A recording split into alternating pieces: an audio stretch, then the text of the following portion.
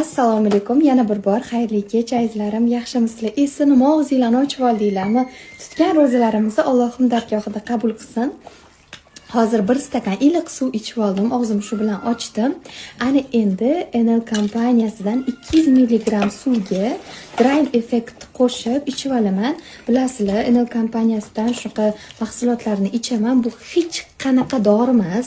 Ichib ko'rganlar bilishadi. To'g'ri ichib ko'rganda ham to'g'ri ketma-ketlikda ichishni bilish kerak.